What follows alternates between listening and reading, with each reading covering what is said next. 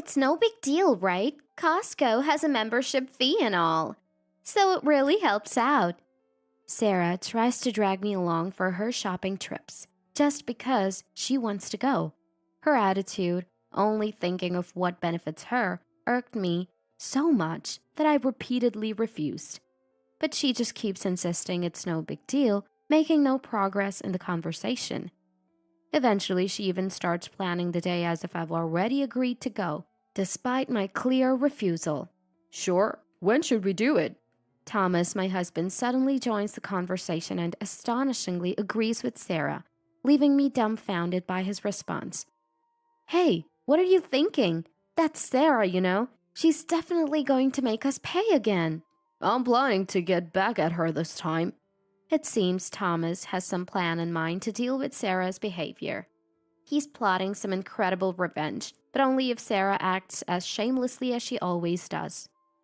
I decided to go along with Thomas's strategy. I am Mary. This year my child started kindergarten, and I've been busy with their education and neighborhood socializing. Luckily, most of the mom friends are kind, helping with various things about our kids and giving parenting advice. I try to help out when I can, feeling good about the strong relationships I've built. Except for one of the mom friends. Her name is Sarah. She's the only one who often needs help from me and others, claiming to be a self-proclaimed baby. She hardly ever reciprocates the help.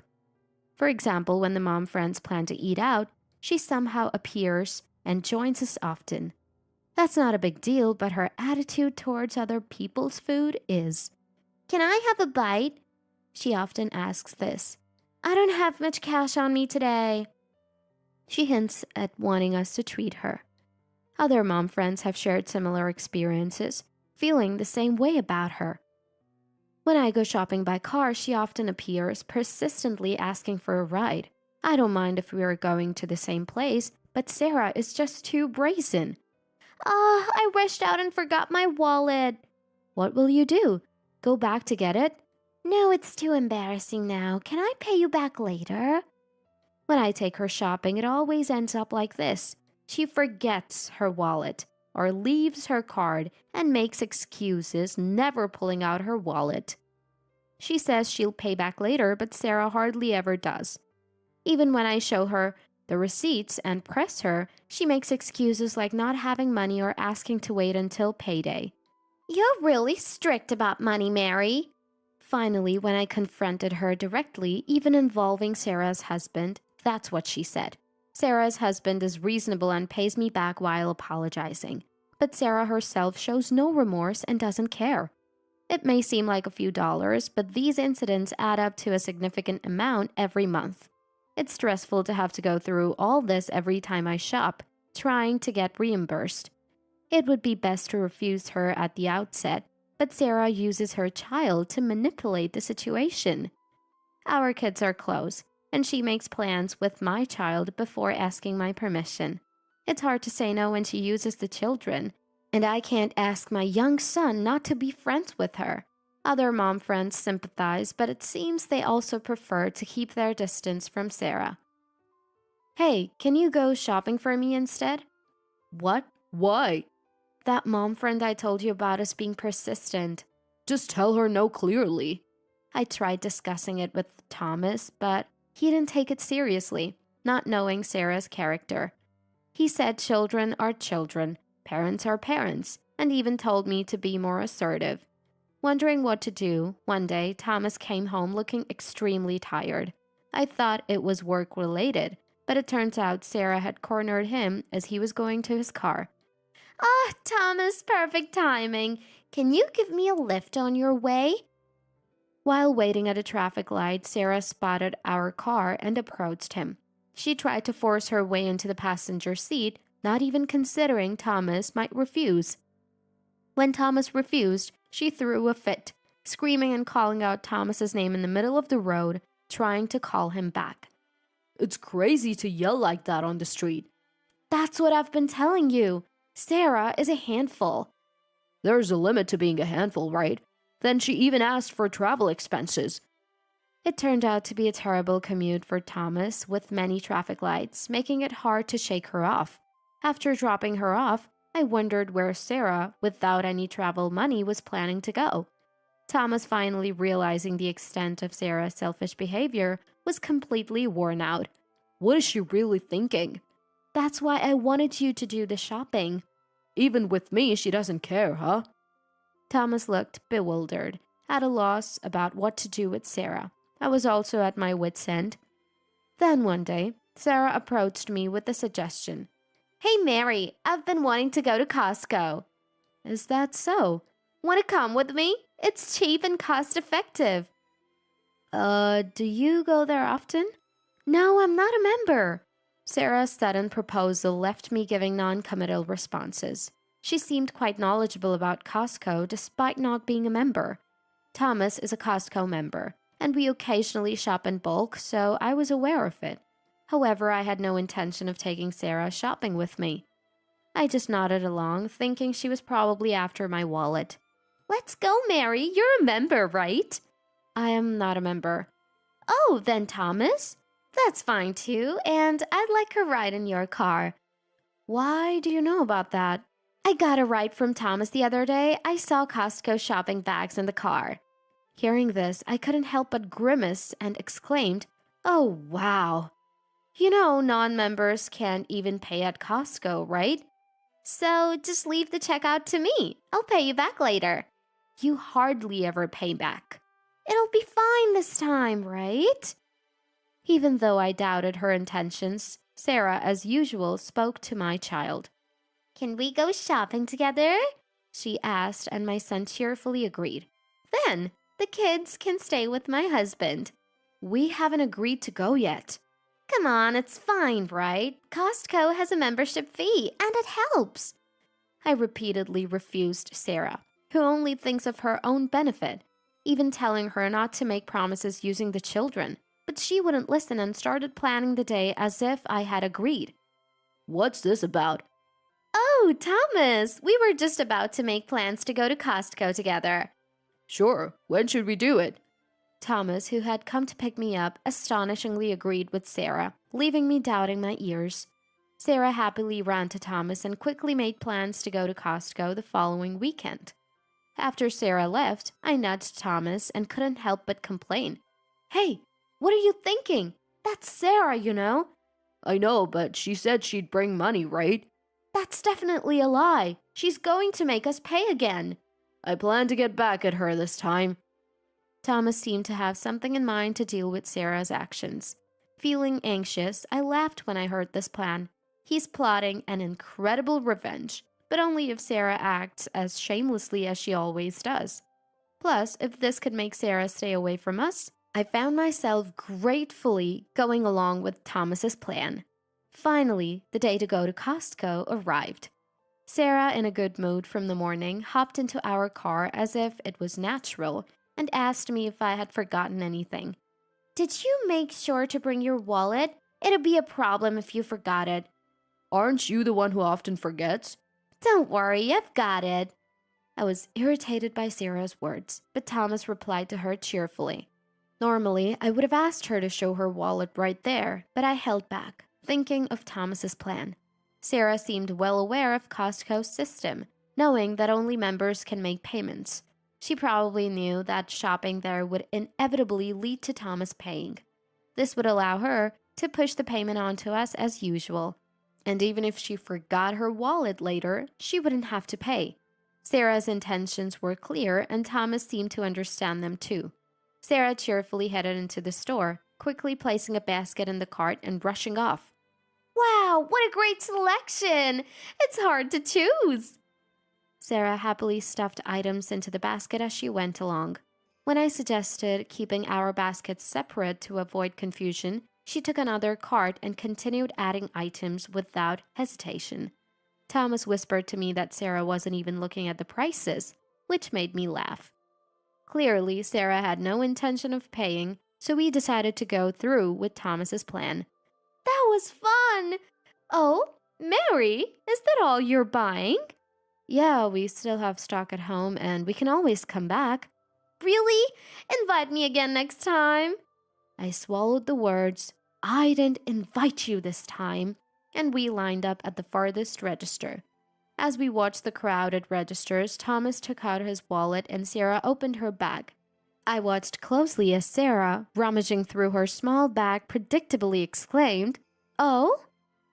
Oops! Sorry, I think I forgot my wallet." "Even though you said it was fine in the car?" "I'm sorry, okay? Can I pay you back later?" Sarah's basket had much more stuff than ours, seemingly worth about $200 to $300, but she showed no concern about the amount in her wallet. Without mentioning paying back later at home, it was clear she had no intention of paying. Thomas and I exchanged glances and nodded. "Oh, really? Sorry, I think my parents are calling." I said this, handed my basket to Thomas, and stepped away from the line, hiding near a nearby shelf to watch them. Sarah seemed unconcerned, chatting with Thomas. "It's a shame you forgot your wallet after buying so much." "Really a shame, but it's great to have a friend who'll pay for me." Oh, I forgot to buy something. Can you wait here in line for me?" I guess I have to, but don't make me wait too long." Pacifying the dissatisfied Sarah, Thomas also stepped out of the line. Sunday mornings are especially busy at Costco, so as soon as Sarah turned to the register, she disappeared into the crowd. "What now? I wonder." With a cart full of stuff, she can't just say she's not buying it, right? Exchanging these words and a wry smile from behind the shelves, we headed to the farthest register on the opposite side. Watching Sarah, she seemed to be slowly passing her place in line to the people behind, waiting for us. On a busy Sunday morning with many people planning to have lunch there, it was unlikely for her to spot us from afar. We paid and left the store first. Getting into the car, we waited for a bit. Just as we were about to inform her, I saw a message from Sarah on my mobile phone. "Hey, still? Come on, don't make me wait too long." Can't believe she's still online without her wallet. Maybe it's time to tell her the truth and ask her to come back to the car. "Yeah." We laughed, seeing that she was still diligently waiting. I wondered what she would have done if we didn't have enough money to pay for all the stuff she bought. As expected, when we told her we were already done with checkout and back at the car, an infuriated Sarah called us. "Hey, what are you thinking? I haven't finished shopping yet." "If you don't have your wallet, you can't shop in the first place. Come back soon." "Don't be ridiculous. Stop joking and come back to pay." "We're not paying. Do you have any idea how much money you've made us spend until now?" The back and forth continued for a while, with Sarah insisting I should pay since I brought her. Eventually, Thomas got fed up before I did, saying if she didn't want to go home, it couldn't be helped, and he started the car. When Sarah asked how she was supposed to get back, Thomas said she'd be just fine. "Maybe she'll just force herself into someone else's car?" Thomas joked, still holding a grudge for her suddenly getting into our car before. Despite my repeated warnings that we'd leave her if she didn't come back, Sarah wouldn't listen. I felt bad about leaving her, but there was nothing more I could do after being pushed to this point. She'll figure something out, I thought, and we left the store. The next day I heard Sarah somehow got back by taking multiple buses. While Thomas laughed about her actually having her wallet, an angry Sarah showed up at our house looking furious. "You left me and I couldn't even shop. That's terrible." "It's your fault for not bringing any money to shop in the first place." "Still, who leaves someone behind? You could have just paid." "And let you skip out on paying, like always?" "You always say that. Mary, you're really stingy about money." She kept yelling her selfish arguments, angry that I didn't pay this time. She even demanded compensation for being hurt, causing a scene at the front door. "What's going on? Why are you shouting?" "Oh, Jessica, listen! Mary was terrible to me." It was Jessica, a chatty mom friend who happened to pass by. Sarah, seeing her, smirked nastily, probably planning to tell Jessica how awful I was and spread it around the neighborhood. "Mary said she'd take me shopping, but then left me there." "Oh? Isn't that the story where you forced yourself into a promise?" "What? No! Mary said let's go." Who invites someone who always forgets their wallet and expects others to pay? Well, and then you tried to get someone to pay again and got left behind. That's what you deserve. Jessica, instead of spreading the rumor, pointed out the truth, leaving Sarah speechless. I had already talked to Jessica about what happened yesterday, pretending to seek advice, anticipating that Sarah would spread lies. After being scolded by Jessica, Sarah left with a red face. Jessica, saying it was a disaster, seemed a bit amused. She'd probably talk about Sarah's actions around the neighborhood. Following that, Sarah couldn't correct the story, and her misdeeds quickly spread, thanks to Jessica. Sarah tried to gain allies but ended up spreading too much herself and didn't receive help from anyone. Instead, she was criticized and became more isolated in the neighborhood. It's all your fault! Even though I felt leaving her behind might have been too much, Sarah continued to blame me. She was scolded by her husband and started avoiding me. People who were tired of Sarah's behavior said I did well, so I hope this is settled now. Because of Sarah, I had been distant from others, but this incident helped me become friends with those I couldn't get close to before. We started going shopping together, of course paying for our own items. We've built a good, reciprocal relationship. Hello there, I'm Alice, a 32-year-old woman. Right now, I'm 9 months pregnant. On this day, my husband and I are driving over to his family's home. It's a mere 30-minute drive from the apartment where we live. It's not far at all, so we tend to visit 2 or 3 times a month. Today, we decided to make a trip after hearing that my mother-in-law was baking her famous apple pie. She's a very sweet lady. After the loss of her husband last year, she was really down and didn't know what to do. But she's recovered now, eagerly waiting for the birth of her grandchild. However, not everyone is thrilled about us having a child. One of those people is my sister-in-law, Brianna. According to mother-in-law, Brianna married 6 years before us, but so far there are no signs of her being pregnant. She even started fertility treatments 2 years ago, but still no baby. With all the pressure from around, she's become quite irritable lately. Mother-in-law had asked us to avoid meeting Brianna as much as possible, so we always tried to visit when she wasn't around. But on this day, to our surprise, Brianna showed up unexpectedly. Well, long time no see, Alice. You've put on some weight, haven't you? You're not just lazing around at home because you're pregnant, right? You look like a seal, all round and ready to roll down a hill. I was dumbfounded by her immediate and sharp remark. Hey sis, how can you say something like that right off the bat? She's 9 months pregnant. Of course her belly's gonna be big. You're gonna make enemies with pregnant women all over the world talking like that. My husband quickly jumped to my defense, leaving me speechless. Oh, please, I'm just thinking about Alice, okay? It's tough if a pregnant woman gets too heavy, you know? I just want Alice to be aware of her responsibilities as a mother. She claimed she was just thinking about me. I knew well enough that arguing back would only cause more problems. Thank you, sister-in-law. Yes, you're right. I should be more careful. I chose non-confrontational words. But she huffed and said, just because you're pregnant doesn't mean you can be lazy. So start cleaning this house right now. You're lacking exercise, right? You can at least do that much. She then handed me a broom and dustpan she had picked up from nearby and demanded that I clean. But after being scolded by my mother-in-law and my husband for harassing me, she sulked and secluded herself in an upstairs room. I'm sorry, Alice. She just showed up at the house all of a sudden. I told her to leave. Mother-in-law apologized with a regretful look on her face. It's fine, mother-in-law. I'm not bothered. I'm sorry, Alice. That's just how my sister is. My husband also apologized along with mother-in-law. After that, we spent a pleasant time together, enjoying the apple pie mother-in-law had made and sipping on tea. We called out to Brianna too, but there was no response. Although we were worried, she never showed up in the end. However, I had no idea that a shocking incident would occur just a few days later. It happened when I went to my in-laws' house alone because I needed to speak with mother-in-law.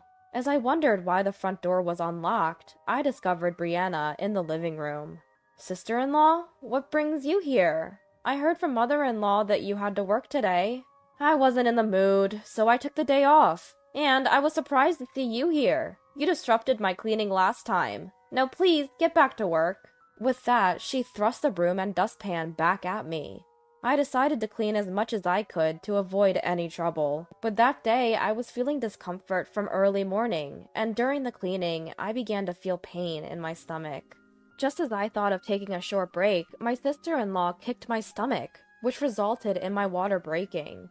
The pain escalated, and I fell down on the spot. It hurts! Somebody, please help! I took out my mobile phone from my pocket and quickly dialed mother-in-law. The baby is in trouble. I managed to utter these words before losing consciousness. When I woke up, I found myself in a hospital bed with an IV in my arm, and my body was wrapped in an electric blanket. Where am I? Wait, what about my baby? I tried to sit up, but the pain in my abdomen stopped me. Not only that, my stomach, which was supposed to be large, had shrunk, and I was shocked. I pressed the nurse call button, and when the nurse came, I asked what had happened. Apparently, my water had broken, and I had to give birth via emergency cesarean. The baby was small and therefore in an incubator, but was said to be in good health.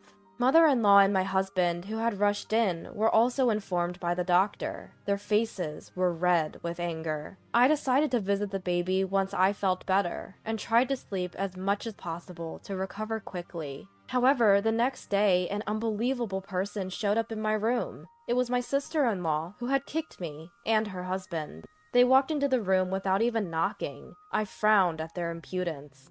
And when the two absurd people suggested, "We'll pay you. Let's settle this," I felt a chill.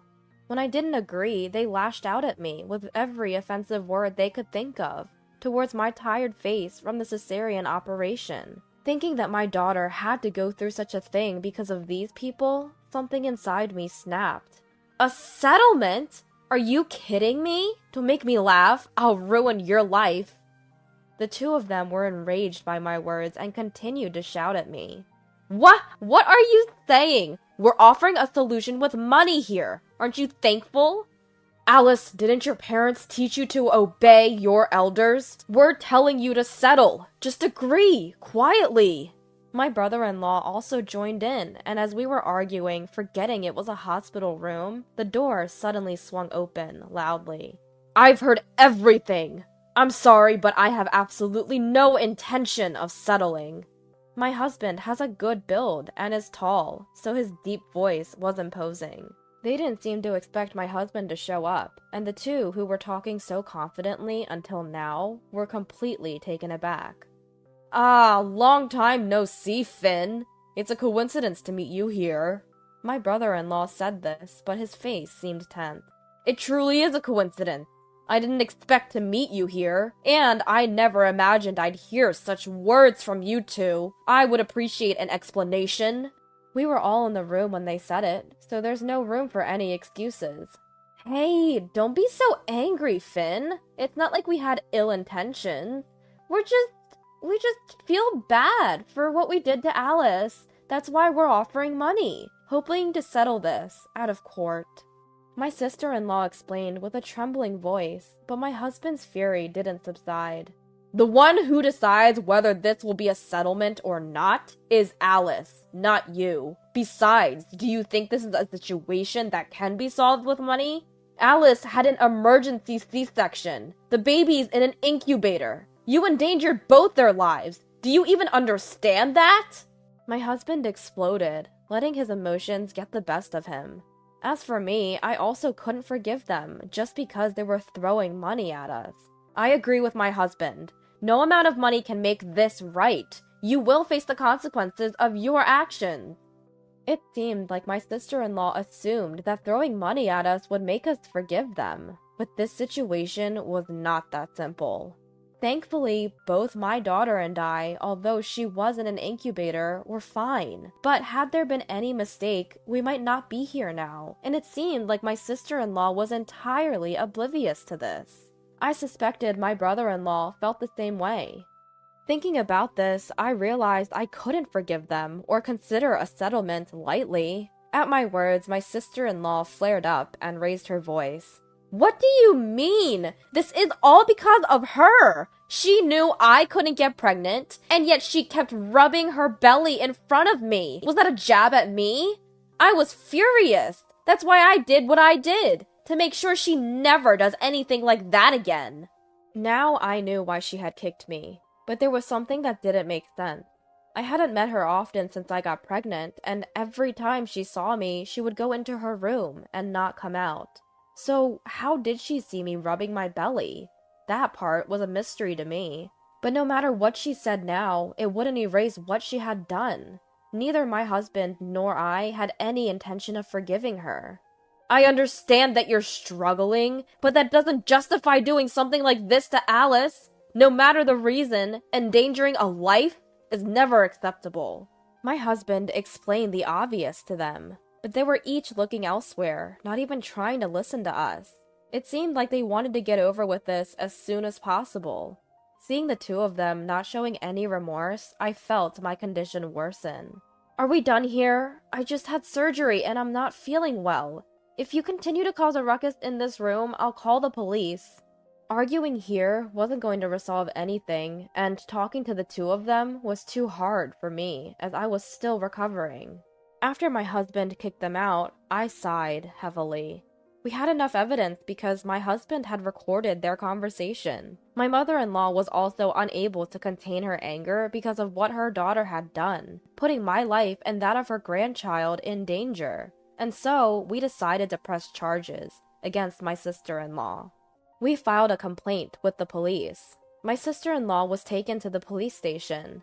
Afterwards, through a lawyer, we started negotiations, but my sister-in-law insisted to the lawyer, "I've done nothing wrong. This woman has been flaunting her pregnancy in front of me, causing me emotional distress when I myself am struggling with infertility. She's not innocent either, so she should be open to a settlement."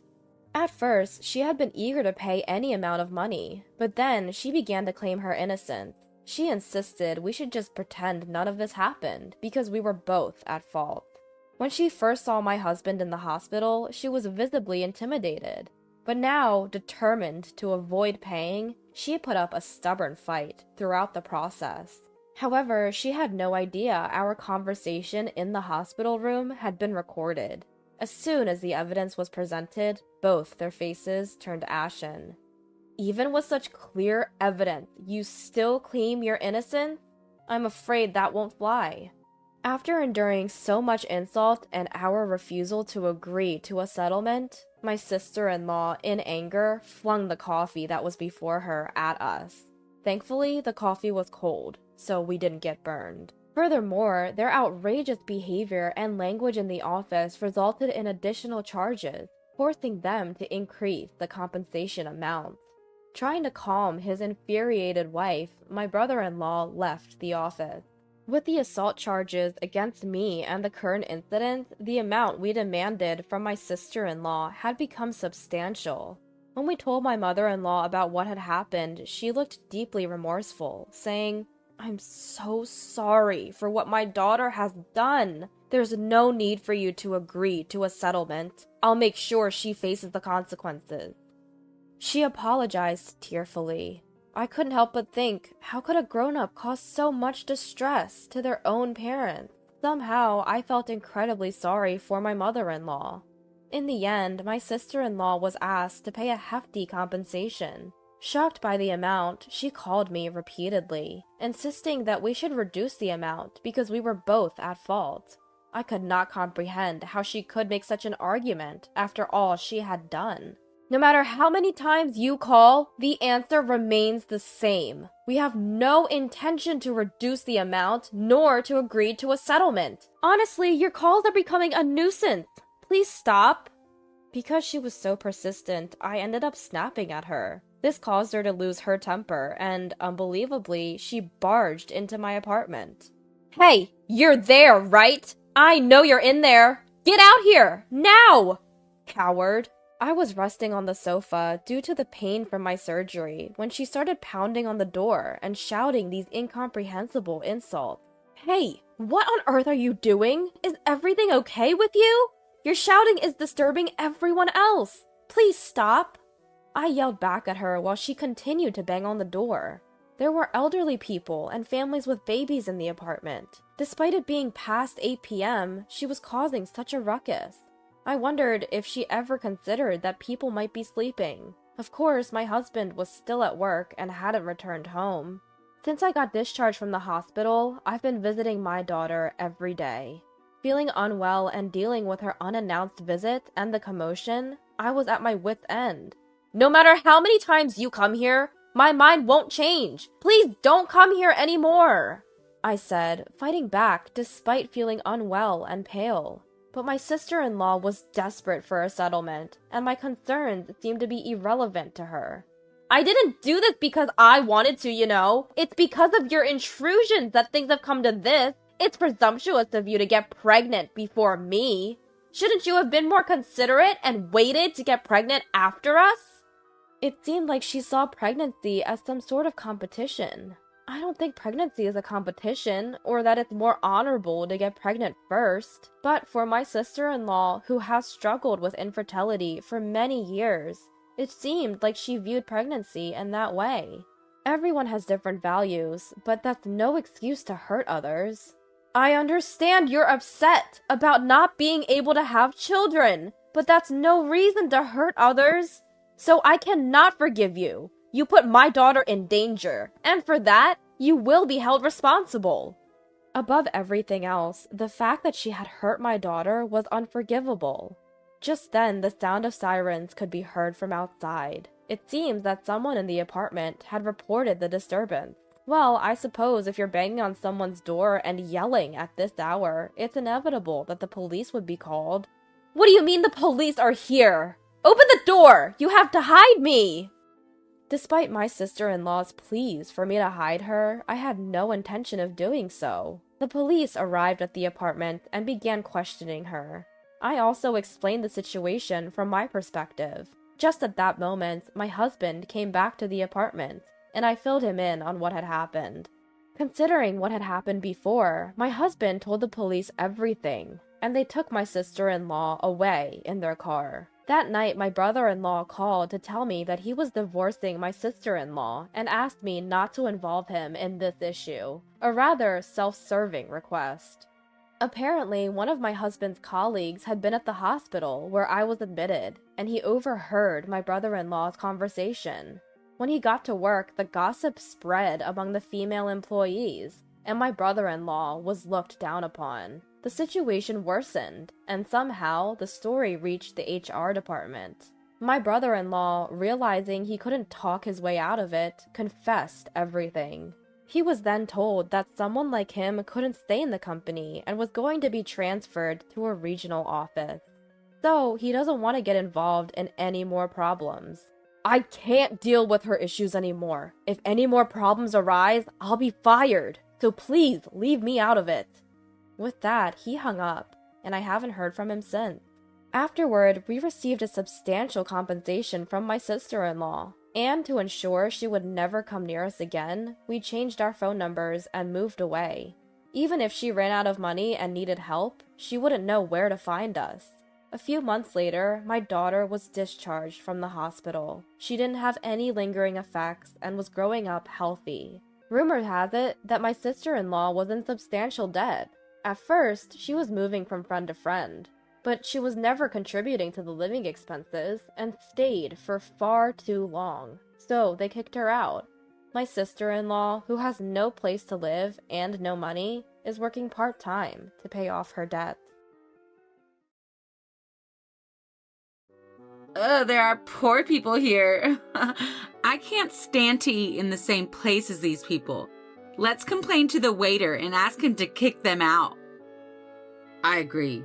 If we're around these people, we'll look low class.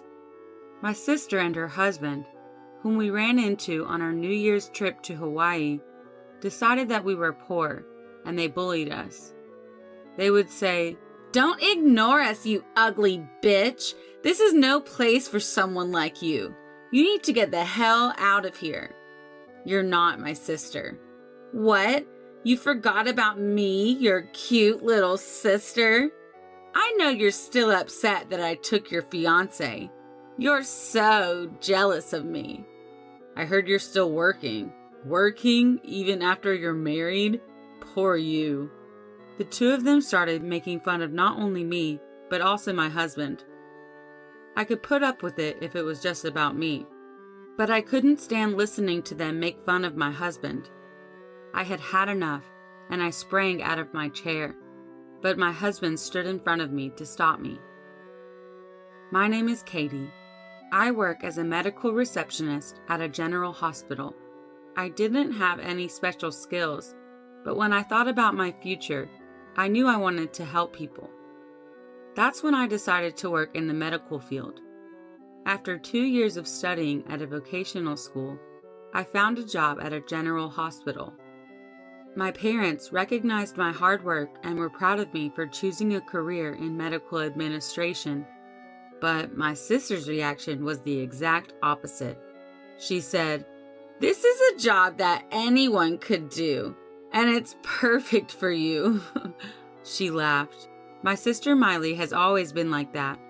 She looks down on me and makes fun of me on a regular basis. Miley is pretty. When we were in junior high, people called her the prettiest girl in her grade. She gets a lot of compliments, and she's always boasting about her looks. She calls me ugly and acts like I'm pitiful. If it seems like anyone can do it, I thought maybe I should do things only I can bring to the table. I try to smile all the time and be really polite and more cheerful than others. It sounds easy, but it's very difficult. But I was determined to do my job well, and I told myself that I will not fail. I was very happy to know that there were people out there who watched me and recognized it. You're always energetic. Dr. Ken Smith, a doctor at the hospital, spoke to me. I rarely interact with doctors, but Dr. Smith knew my name. Your smile always heals me, Katie. I thought it sounded a tiny bit inappropriate, but it was nice to be recognized. After that, we talked whenever we saw each other at the hospital, and a little while after that, Dr. Smith asked me out. After a few dates, he confessed his feelings for me and asked me to be his girlfriend. Shortly before my 22nd birthday, he asked me to marry him. Will you marry me? Ken proposed to me. I said yes, and we made plans to meet each other's parents. I'm glad I chose a job that helps people. I was happy to work at the hospital, but my happiness was shattered in a split second out of nowhere. Don't worry about coming to my parents to meet them. 2 days before the day I was supposed to meet them, he sends me this out of the blue. I was confused, so I wrote back immediately. Does it not work for their schedule or something? We can reschedule for another day. But Ken responded and said things that I never would have expected. I said don't worry about coming. I'm breaking up with you, Katie. For a second, it felt like time stopped. I didn't know what he was saying. I immediately called him. What do you mean? You met my parents. Just act like it never happened. What's wrong?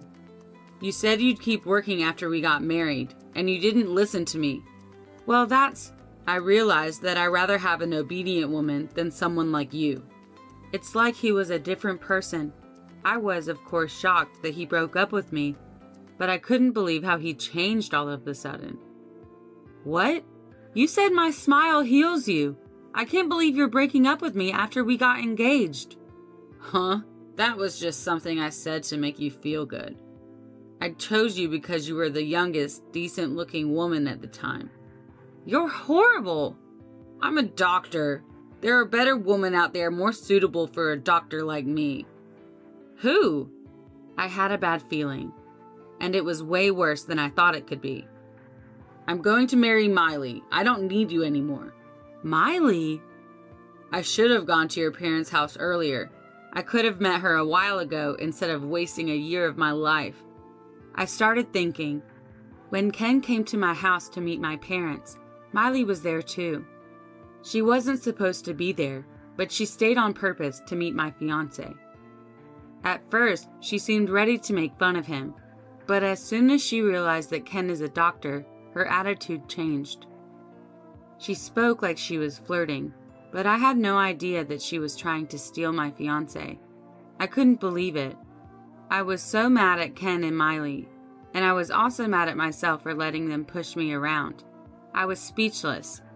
Then Ken said mockingly, "You're so shocked you can't even say anything.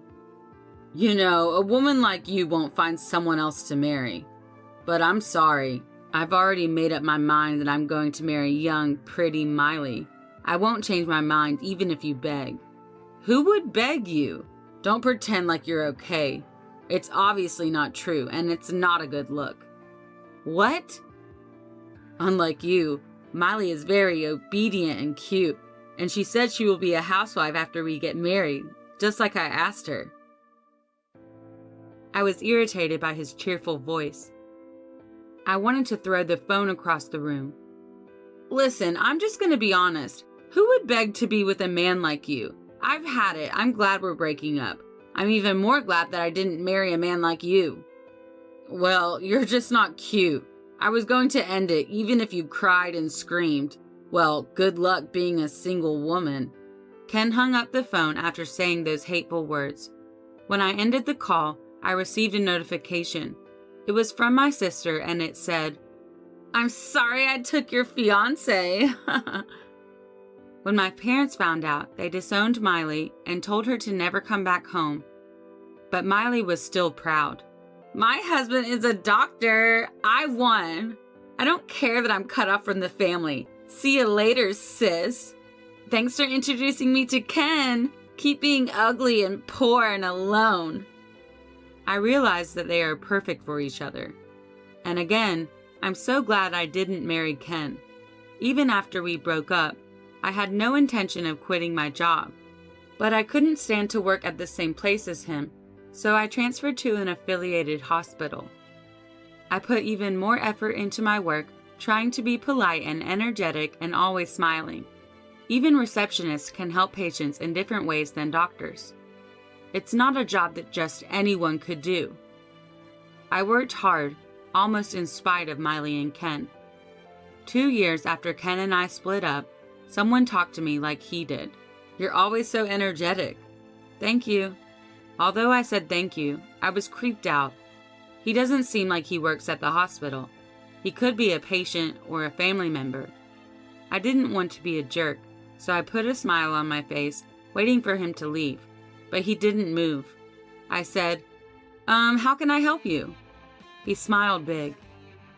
"I've always thought you have such a wonderful attitude toward your work. I'd like to talk to you more. Would you like to go to dinner with me?" "No, thanks." I turned to smile at him. He backed off that day, but this man was very stubborn. Tyler Morris showed up almost every week after that, inviting me out for dinner. Eventually, I gave in and went out with him. At that point, my bad impression of him had already faded. More importantly, he understood how important my work is to me. After a few dates, he asked me to be in a relationship with him. I told him what had happened in the past. I told him, "I'm not holding back, but I'm still scared. I don't want to go through that again." I guess I said the wrong thing. He let out a bitter laugh and looked at me. "I'm so attracted to you. I wouldn't make you sad or make you uneasy. Can you think about a future with me? I would make you happy." Tyler's gaze was enough to calm my worries. I made up my mind and decided to get in a relationship with him. He really cared about me. Even when we decided to get married after a year of dating, he respected my wish to continue working. My parents were overjoyed that I was so happy. They also liked Tyler, and we were able to build a good relationship with each other's families. I was living a happy, fulfilling life at work and at home. But then something happened. My husband and I went on a trip to Hawaii at the end of the year, the only time we could go on vacation and relax together. While having dinner at the resort restaurant, we ran into my sister and Ken. I couldn't believe my eyes for a minute. It had been about 3 years since I'd seen them. Even though it had been so long, Miley and Ken's condescending eyes had not changed. They caught me in their line of sight and came up to me, grinning. "Ugh, there are poor people here. Hey, Ken, let's complain to the waiter and ask him to kick them out." "Okay, yeah. If we're around these people, we'll look low class." They were talking loudly on purpose so that we could hear them. They were glancing at us and seemed to be enjoying our reactions. There were so many things I wanted to say, but this is a restaurant. There were people eating around us. I kept my feelings in check and continued eating in silence. Tyler, like me, completely ignored them, as if he had not noticed their presence, and smiled at me, saying, "This appetizer is delicious." "Don't ignore me, you ugly bitch. This is not a place for someone like you. Get the hell out of here. You're not my sister." "What? You forgot about me, your cute little sister? I know you're still upset that I took your fiancé. You're so jealous of me. I heard you're still working. Working even after you're married? Poor you." The two of them started making fun of not only me, but also my husband. I could put up with it if it was just about me, but I couldn't stand listening to them making fun of my husband. I had had enough, and I sprang out of my chair. All right, I was keeping my mouth shut, but just as I was about to snap, Tyler quickly stepped forward as if to protect me. Then he looked at me and said in a calm voice, "Katie, don't let these people make you angry." But they even made fun of Tyler, and I couldn't stand listening to them any longer. He could tell how I was feeling, and he looked at me and nodded. Ken and Miley, who were watching us, gave Tyler a condescending look and snickered. They looked at us and scoffed. "You poor people are all dressed up." "You may think you're dressed up, but you're not dressed nicely at all. You guys are matching." Miley pointed her finger at Tyler and laughed at him. I can't help but feel bad that I put my husband through this. But Tyler, on the other hand, didn't seem to mind at all, and he turned to the two of them in a matter-of-fact manner. "You two are matching too. Your characters match. You both have nothing better to do than to look down on others." Hearing my husband's words, they looked like they had lost it. "What? Are you making fun of us? Don't talk to us, you poor bastard." "Don't you know who I am? I'm a doctor. I help ordinary people like you. You have no right to make fun of me. Unlike you, a poor man with a plain wife, I can choose as many women as I want." Saying this, Ken hugged Miley with an arrogant and boastful look on his face. Miley and Ken did look good next to each other, but just as before, my husband replied to both of them in the same matter-of-fact manner. "I know what you're talking about," he said. "Ken, you interned at the medical school of the University of A and have been working at your current hospital ever since, right?" "That's right. Ken is a doctor at a big hospital. If you know his background, even an idiot knows the difference between him and a poor person like you." Ken seemed somewhat surprised to learn that Tyler knew about his background, but Miley became very proud and began to talk. But she suddenly stopped talking when she heard Tyler's next words. "Yes, I know very well. We manage the hospital, you know. We have to know who works there." "What? Management?" Miley had nothing to say. Ken also seemed to be in a daze, but not fully grasping the situation. Tyler took out his business card and began to introduce himself. "Sorry, I didn't introduce myself. My name is Tyler Morris, and I'm the president of the group company that manages the general hospital where you work." "What?" Ken finally opened his mouth. Miley was just staring at his business card. "Yes, Tyler is the president of a group company that manages a number of hospitals.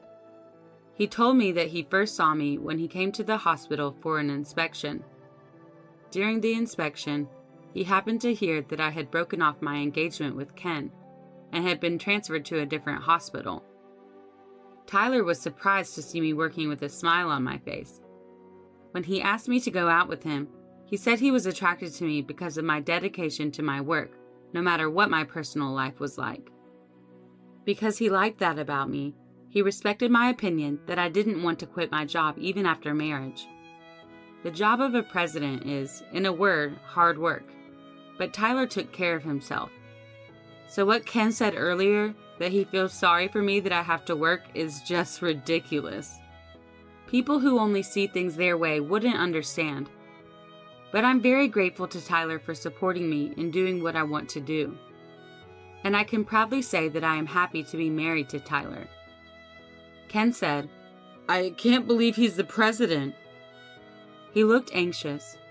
Miley looked up from her phone and shouted loudly, "Hey, wait a minute! It is Tyler Morris!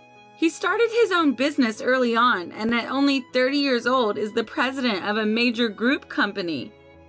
He's been featured in all kinds of magazines. You're screwed."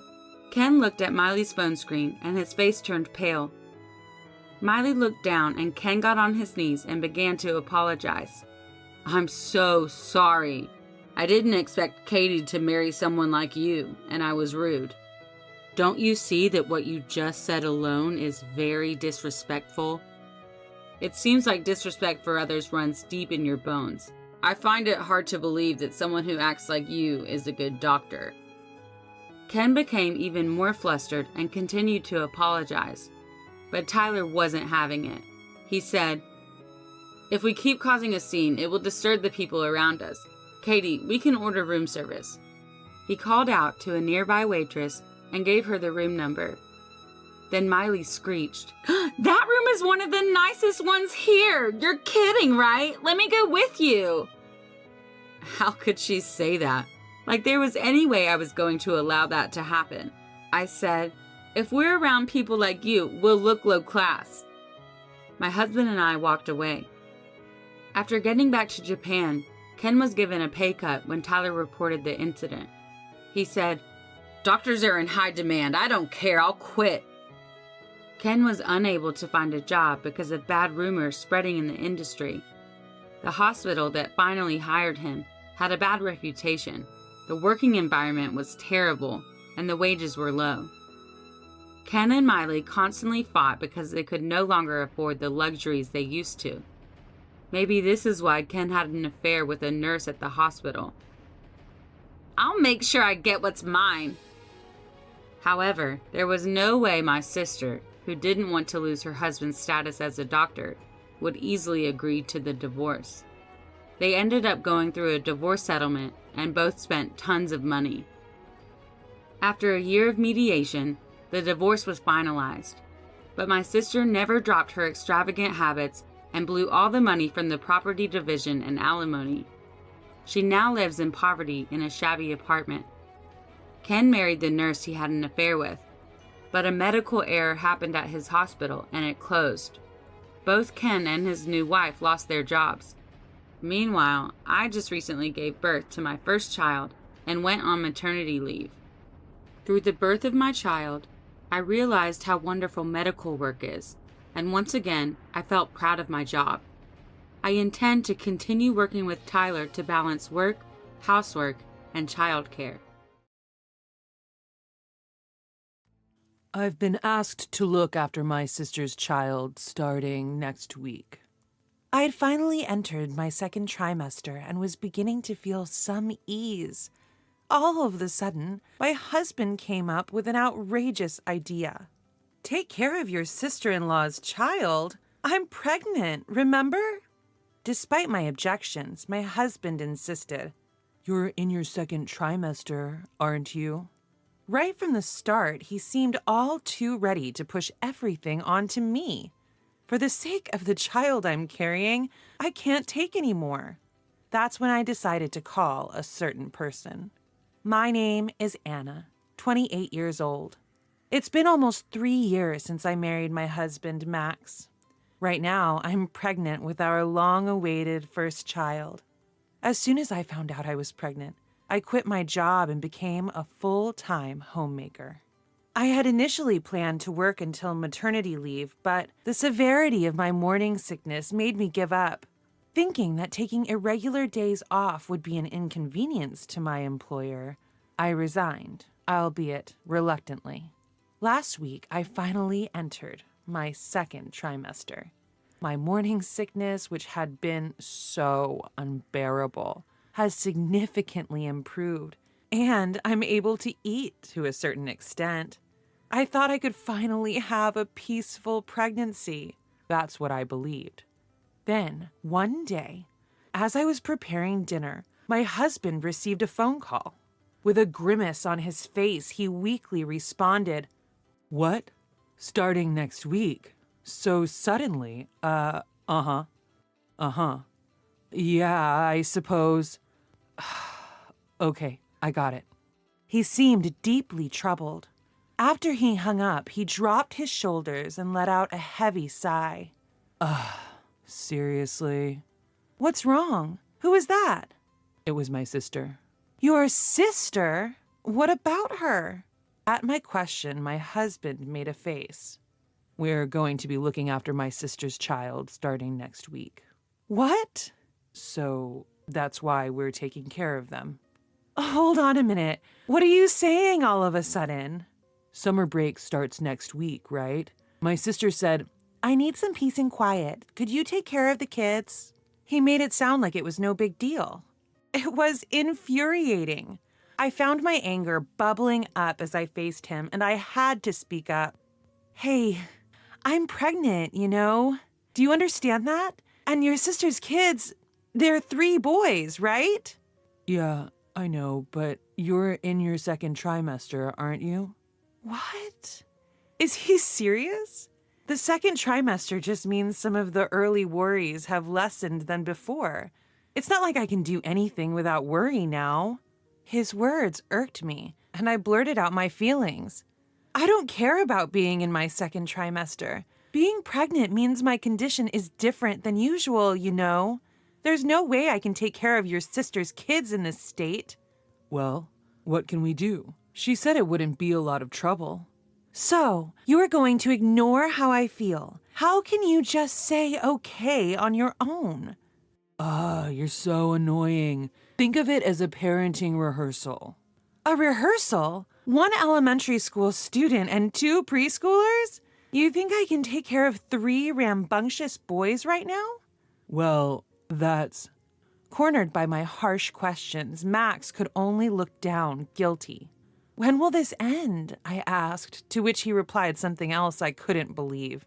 The duration is, about 2 weeks. What? 2 weeks? That's way too long. Are you out of your mind? She's the one who said it. What can I do? If you have any complaints, tell her, not me. You keep saying, my sister this, my sister that. Don't you have your own opinion, Max? Are you going to prioritize your sister's demands over your pregnant wife? Well, I can't help it. She's scary when she's mad. What kind of reason is that? Max has an older sister, Annie, who is 5 years older. Despite being almost 30, Max seems to be completely under her thumb. It must be the age difference as well as Annie's strong personality. He always prioritizes her wishes first. Every time I heard about it, I couldn't help but feel pathetic. Up until now, I would have just resigned myself, saying, well, it's just the usual, can't help it. But the circumstances are different now. If anything happens to the baby in my belly, I'll regret it for the rest of my life. This time, I have to prevent it at all costs. With a firm resolve, I confronted Max firmly. Please tell Annie no. But it's already decided. I don't care. What if something happens to the baby? Can you take responsibility? Why does it have to be like that? Consider my position too. Huh? Don't joke with me. I object. You better say no. If you're so insistent, Anna, you should tell Annie yourself. I can't do it. Max locked himself in his room as if to escape. What's with that attitude? Prioritizing his sister over his pregnant wife? Can such a thing even happen? Anyway, I have to refuse Annie as soon as possible. I immediately tried to call Annie, but there was no sign of her answering. Why? Why isn't she picking up? Annie, who knows my strong-willed nature well, probably thinks it's a done deal once the kids arrive here. Despite calling numerous times afterwards, Annie never answered the phone. She herself has been pregnant and given birth to 3 kids. Why doesn't she understand my feelings? Despite this, how can she think it's okay to hoist her children on me, a pregnant woman, for 2 whole weeks? I could not understand her mindset at all. There's another reason I'm so resistant. That's because I've actually taken care of Annie's 3 sons before. Even though I was taking care of them with my mother-in-law, it was really tough. They ran around the house, shrieked, and threw food everywhere. Even when I wasn't pregnant, it was tremendously challenging to take care of them. There's no way I could handle them in my current state. In fact, my sister-in-law's children are probably even more energetic than they were before. The mere thought filled me with dread. The next day and the day after that, I repeatedly negotiated with my husband. Max, please, can you tell your sister that we can't watch the kids? But if you're so bothered, why don't you just tell her yourself? I've tried calling her, but she doesn't pick up. She's clearly avoiding my calls on purpose. How am I supposed to know? What do you mean, how are you supposed to know? What am I supposed to do if she won't answer the phone? That's why I'm asking you, Max, to talk to her for me. You're being too persistent. It's already been decided that we're watching them. Just accept it. That's nonsense. In the end, my husband never got in touch with his sister, and the day the kids were due to arrive kept getting closer. 2 days before the children were to arrive, when my husband came home from work, I confronted him again.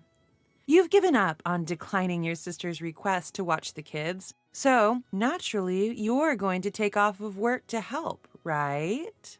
His face went white as he blurted out, What? Why me? I have work. I don't want to hear about work. What? Were you planning to leave me alone with 3 kids all along? But I have no choice. If I don't work, we can't make a living, and I can't just take a sudden leave of absence. Oh, really? So you plan to dump everything on me from the start? Well, that is... Never mind. Keep on doing whatever your sister tells you to. After I sharply dismissed him, he clicked his tongue in dissatisfaction. In that moment, my anger surged like a flame. What? How dare he act that way? This whole situation started because he didn't firmly decline in the first place. I can't stand this. I'm not going to be manipulated any longer. I immediately decided to return to my parents' house. So I dialed my mom's number back at home. Hello, Mom? It's me. Oh my, it's been a while. What's up? Well, actually, as I narrated the events of the past few days, my mom's reaction was unexpected. I see, but no, you can't come back here. What? Why? I'm really stressed out with what's happening right now. It's okay. I'm not saying you should handle it all by yourself. I'll come to you. What? What do you mean by... I'll come there and straighten out Max and those kids. Any husband who can't take care of his pregnant wife isn't worth a dime. We need to fix his attitude now. But, Mom... Before I could finish my sentence, Mom cheerfully reassured me. It's okay. I won't let you be wronged. Just leave the rest to me. Okay. All right. I'll be there the day after tomorrow. And just like that, the call ended. Although I was worried, the idea of my mom coming over was reassuring. And then, 2 days later came.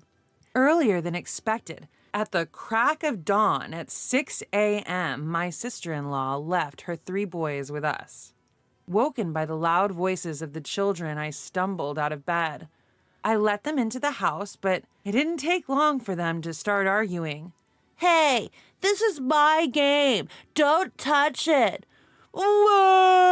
Brother hit me. "Auntie, I'm hungry." It was like a war zone. Hold on, all this in just 1 hour of their arrival? Why would the argument start so quickly? Just then, my husband in his sleep woke up. Okay, take care of the rest.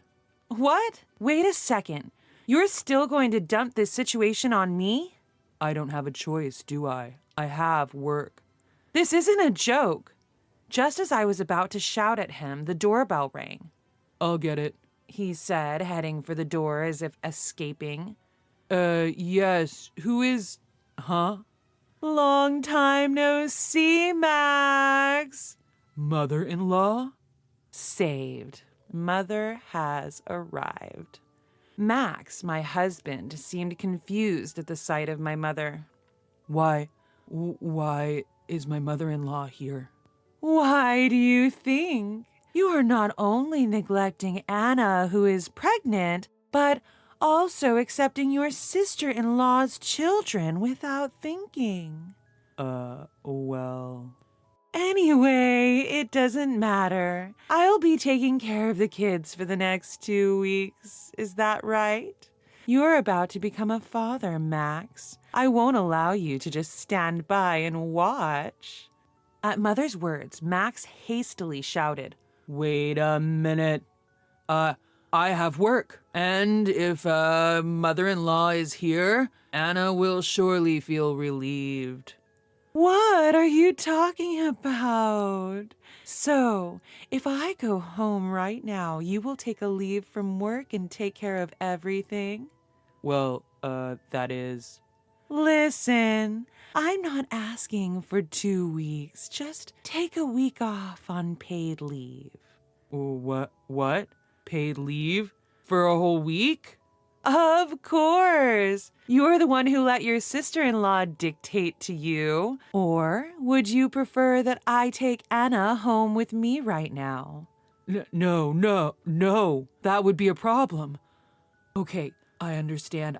I'll take it. I'll take a week of paid leave. And so, Max ended up taking a week of paid leave and was tasked with helping Mother take care of the children. Can you boys introduce yourselves? When Mother asked the 3 boys, they started shouting in response. Who the hell is this old hag? So annoying. Annoying. Okay, let's start with learning some manners, shall we? I'll be keeping this game of yours. Hey, give it back. Not speaking very nicely, are you? Well, I'll be treating you appropriately then. With a hard glare from Mother, the children let out a small squeak. It's quite something, you know, even if I do say so myself as her daughter, but when my mother gets angry, she's terrifying. When she's mad, she turns into something so fierce you can hardly believe it's the same woman with her normally gentle expression. Plus, my mom used to be an elementary school teacher. There's hardly a better person for handling children. Throughout this time, my mother didn't hesitate to discipline the unruly kids. She made sure they were in bed by 9 p.m. and got them up at 7 a.m. While they were at our place, she set a limit of 1 hour of video games per day. 2 weeks later, I was worried about what would happen, but it all went smoothly. Even the kids who initially disliked my mother gradually started listening to her. We were supposed to send the kids back to my sister-in-law's house that day, but my mother stopped it. Max, I'm taking the kids to your parents' house. What? And please invite your sister-in-law to your parents' house too. Is that okay? Yes, understood. In these 2 weeks, my husband was entirely reformed by my mother, becoming a more dependable man than before. Max contacted his sister and changed the meeting place to his parents' house. We all headed to Max's parents' house. As soon as we arrived, my sister-in-law, Annie, approached Max with a displeased expression. Max, why on earth are we at your parents' house? I told you to bring them to my place. Well, my mother-in-law suggested. What? Mother-in-law? Who the hell's? As Annie raised her voice, my mother greeted her with a bright smile. Nice to meet you. Who are you? I'm Anna's mother. I heard that my daughter has been helping you out. Oh, hello, Anna's mother. Nice to meet you. Why would you dump 3 boys on a pregnant woman for 2 weeks? What on earth were you thinking? What? My mother, who had tried to keep things peaceful, began to directly question Annie, who was attempting to play innocent. Even my mother-in-law, who didn't know the full story, joined in confronting Annie. Hey, Annie, what the hell is going on? You left the kids with Anna, is that true? That is... Do you know Anna is pregnant? Are you aware? No, it's not like that. I just asked Max for a favor. I didn't force it on Anna. The sister-in-law, accused by my mother-in-law, desperately made excuses. Unable to bear the sight, my mother quietly interrupted the conversation. Could you stop this unseemly arguing? Annie, you've experienced pregnancy, right? You understand that even during the second trimester, you can't let your guard down, right?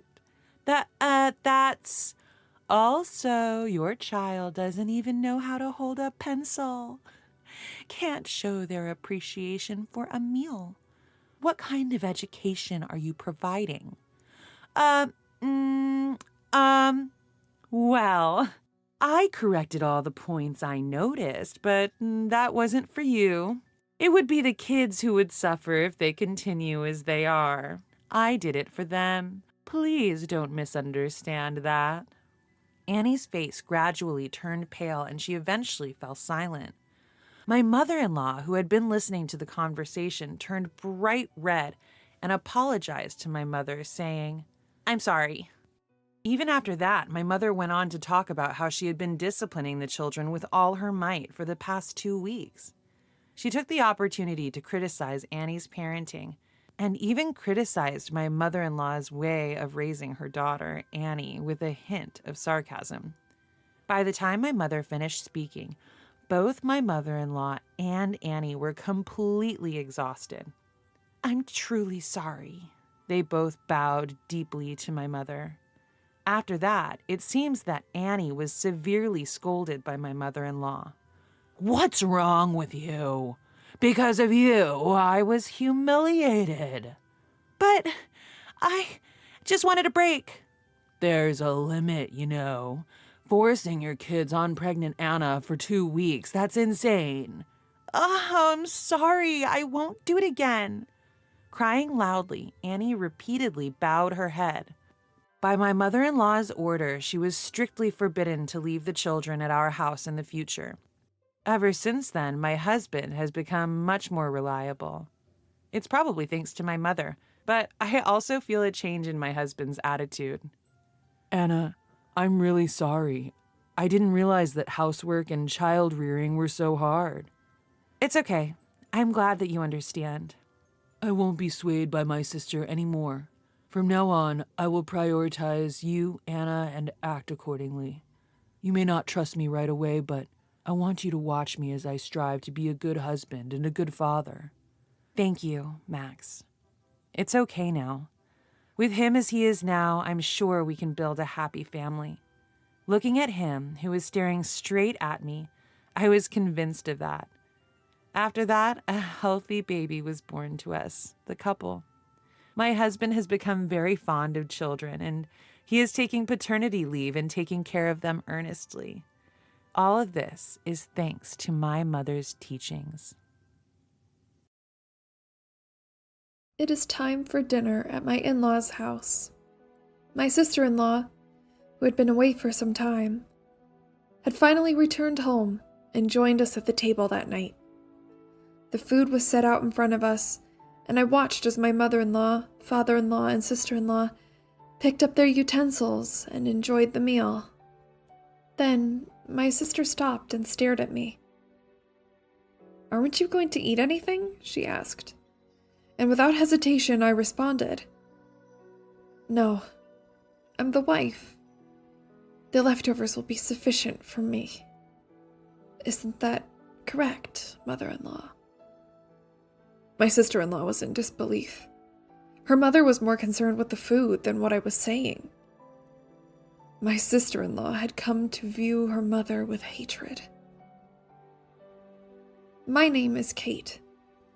I'm a stay-at-home mom who juggles a part-time job, managing the house, and raising my child. My husband is frequently away on business trips, so I am left to manage things alone. Of course, I can't complain. We're in love, and he earns enough money to keep the house in good condition. My main concern has always been my mother-in-law, who lives within walking distance. She often calls me over insignificant things. "The laundry's piled up, so come and wash it for me," she'd say. "In the garden, grass has sprouted. In front of the station, there's a new cake shop." She constantly requests that I run errands for her. It's only natural to need help at times. I could forgive her if she did these things once in a while, but it has become multiple times in a day. Honestly, it's been nothing more than a nuisance. I wouldn't mind assisting my mother-in-law if she had a health problem or some other reason that would prevent her from doing these things on her own. However, my mother-in-law is in perfect health, save for her obesity, but she hasn't reported her weight having an effect on her ability to function normally. At my in-law's house, I am treated as though I am a maid. My father-in-law, unlike his wife, adores me. However, he is completely unaware of the way that she treats me. My mother-in-law only calls me when he's out of the house. When I let my husband know about this, he claimed that he would talk to his mother about it, and he has. He's warned her time and time again, but she, on the other hand, would make a fuss about it. She would say, "Well, Kate promised that she would help me, but when I asked her to, she changed her mind." Instead of expressing regret, she would cry and claim that I hated her, and that she was the real victim. After several times of going through the same thing, I felt awkward bothering my husband with it anymore. I knew that he was so hard at work, and I felt guilt in asking him to help me repeatedly. Eventually, I stopped asking him. Perhaps this is what my mother-in-law wanted, but either way, I was now in a place where I couldn't talk to anyone about what I was going through, and I spent my days alone dealing with her. As of late, her demands of me have increased. One morning, I was made to clean up my in-law's garden. She instructed me to cut branches from the trees in the yard and gather them all up. It was exhausting work, especially as the sun creeped higher into the sky. I was sweating, but I couldn't stop to drink. By the time that I was able to take a break, I went inside the house to find that it was past noon. My mother-in-law was laying on the sofa in the living room. She was completely relaxed, watching TV and eating chocolates. Her t-shirt was covered in wrappers. "I'm hungry. Make something for me from whatever's in the fridge," my mother-in-law ordered me, not taking her eyes off the television. I sighed. As I walked into the kitchen, I laid eyes on the mountain of dishes that had piled up in the sink. "You'd better get started. My friends are coming over tonight, and I want the whole place to be absolutely spotless. There's no time to dither," she continues, as she devours more sweets. I asked her to assist me. even just a little, but she didn't care to respond. When she was uncomfortable with what I said, she would pretend as though I was not even there. Soon enough, I cleaned up the dishes and prepared fried rice for the both of us to eat. I set the table for the meal and placed both plates onto it. Fried rice. Again. Can't you think up anything else? Even though she complained, she began to eat her meal with gusto. I too was starving. But I was hoping that my husband had messaged me, and I checked my phone before eating. By the time that I had put my phone back down, I was shocked to discover that the plate I had placed in front of me had vanished. My mother-in-law was devouring my meal. She had already finished her own. "That is my food, ma'am," I said aloud. By this point, however, my mother-in-law had already consumed more than half of it. I'm still hungry. It's your fault that you only cooked a small amount of food. You're just the wife, after all. You'd think that you'd make more, considering you know the wife eats after the rest of the family's finished. But no, you don't even comprehend that. My mother-in-law quickly devoured the remaining fried rice without waiting for me to respond. There was nothing left. No rice, no vegetables, no meat. Nothing at all. Now, start cleaning up, my mother-in-law said. My friends will be here soon. With that, she got up and marched back to the sofa. With a loud tear, I heard her open a bag of chips, spilling pale yellow crumbs onto the rug beneath her. I vacuumed the floor silently. As I'm watching the machine suck up the potato chip crumbs, I can't help but imagine the vacuum cleaner as my mother-in-law, sucking up every bit of food and every last ounce of my dignity into a cyclone until nothing is left behind. I tried my best to relieve my hunger with water as I cleaned up as I'd been asked. But the thought was clear in my mind. I swore to myself that I would never help my mother-in-law again. No matter how much she would beg and plead, I would never assist her again. If she wanted a maid who she could tell what to do, to the point of commanding her not to eat, she could try and pay for one. As for me, I couldn't do it any longer. I would not return to help her. Or so I thought. Things changed dramatically soon after that day. My father-in-law had passed out at work, and in order for him to recover, he needed nursing care. Unlike his wife, my father-in-law had always been a thoughtful and caring man. From the time I was introduced to him all those years ago until now, he'd always been kind to me. I had assumed that you were going to provide us with a grandson. I was foolish to think that you would give us an heir. Absolutely foolish. When I was pregnant with my first child, my mother-in-law would say these things to me. But my father-in-law would chastise her. He silenced her when she complained about our living situation while we were building our own home. He was always concerned about how I was doing, and always offered his skills and advice to us when we needed it. When I learned that my father-in-law had fallen ill, I knew I had to act. I put on my coat, and I was determined to offer the same care in return. But the phone rang. It was my mother-in-law. You wicked wife! When were you going to show up and help me care for my husband? Don't you care at all? How ungrateful!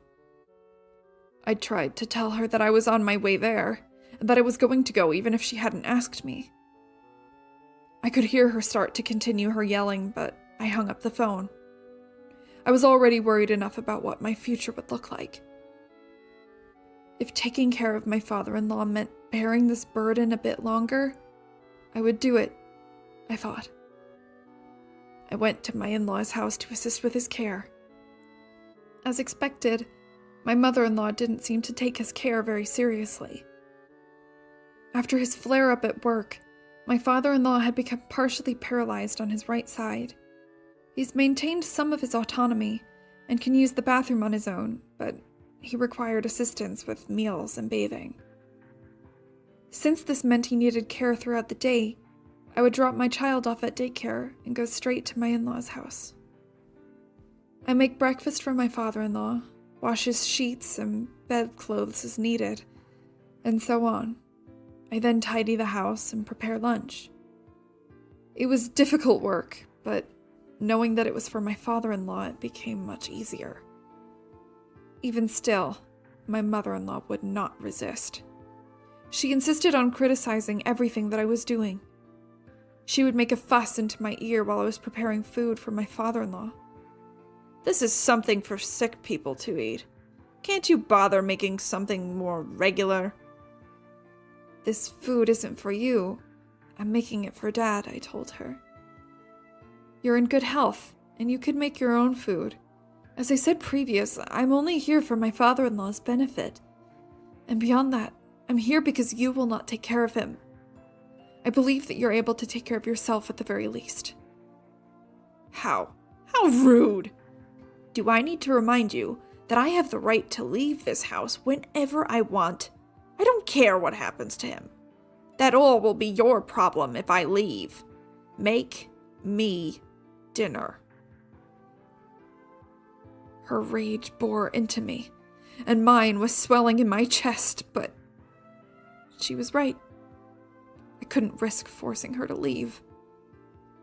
Every care facility in the area was completely full. Even the wait lists were long. As things were, I couldn't be the sole carer for my father-in-law full-time either.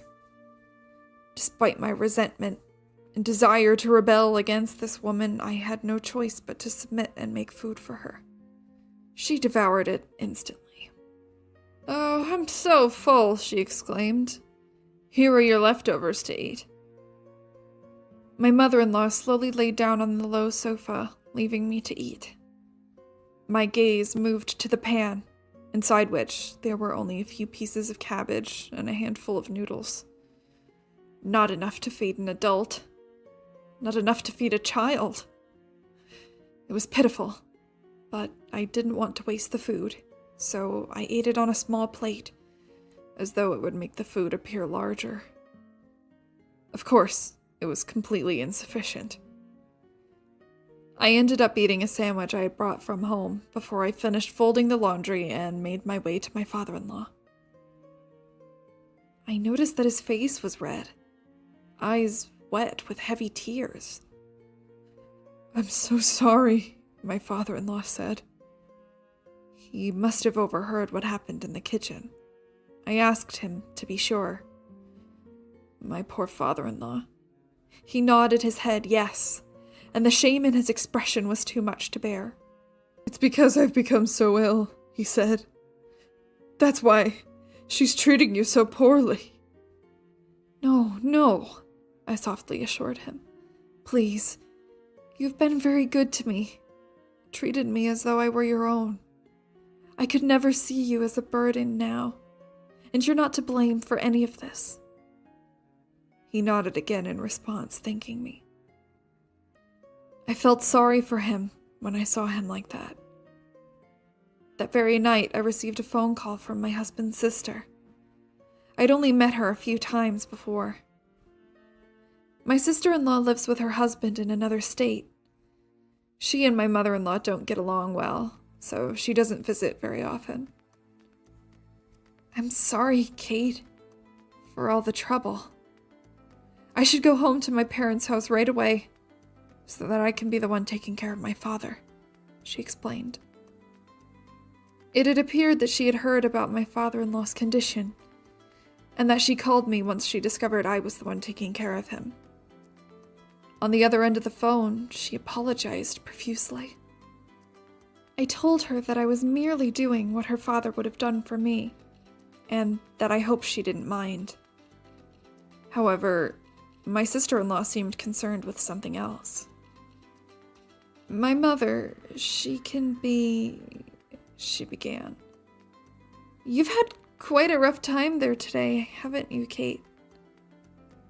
My sister-in-law, like my father-in-law, is wise.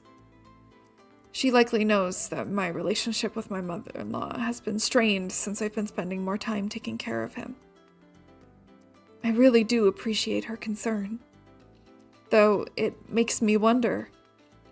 My father-in-law, my sister-in-law, and my husband. They are all such kind people. Why is my mother-in-law so cruel? I couldn't help but become curious. Yes, I'm fine for the time being, though. I let the conversation drift, but my sister-in-law seemed to sense the pain in my voice. After a few moments of silence, she said, "I'll be returning home at the end of the year. I'll let my parents know, so you don't have to worry about it any longer, Kate." To be honest, I was exhausted. Housework, childcare, part-time work, and caring for my father-in-law every day. It was enough as it was. But also preparing food and cleaning for my mother-in-law, listening to her words, full of hate and disappointment. I was feeling trapped. If something hadn't happened soon, I would have broken completely, so my sister-in-law's words were very reassuring to me. Until then, though, my mother-in-law remained the same. No, in fact, she was getting worse. As the end of the year approached, she would tell me to clean the kitchen, exhaust fan, wash the screen door, and complete other bothersome tasks. She never took into consideration that I had my own house to tend to as well. It was like my life outside of her didn't exist. I wouldn't have time to prepare a dinner for us all on New Year's Eve with my cramped schedule, so I spoke with my husband and we decided to order it online. What a waste of money, I thought. If you're going to be someone's wife, you ought to know how to at least make food. What are you good for? Of course, my mother-in-law was not pleased. "You're a wife too," I wanted to scream at her. But I couldn't. I didn't want my father-in-law to overhear us arguing. I didn't want him to think that this was all his fault.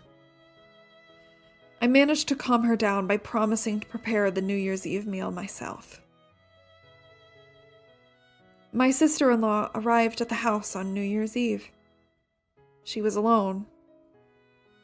Oh, it's your first time home in years, and still you have nothing to show for it. You're all alone now. Whatever happened to that pathetic husband of yours? Did he divorce you for taking his place as man of the house? My mother-in-law hurls insults at her daughter without even saying hello. But when I saw my sister-in-law, I felt that familiar presence. It was as though I was looking at my own reflection as I saw her calmly respond. I couldn't bring my beloved husband here with me. I couldn't bear you being as cruel to him as I knew you would be. Anyways, I came home to see my father, not you. After saying this, my sister-in-law quickly departed into my father-in-law's room. At this rate, the New Year's dinner was not going to go very well. I had made a few dishes, but by dinner time, those dishes were more lively and pleasant than the people present to eat them. The only sound that I could hear in the quiet living room was a pot simmering softly.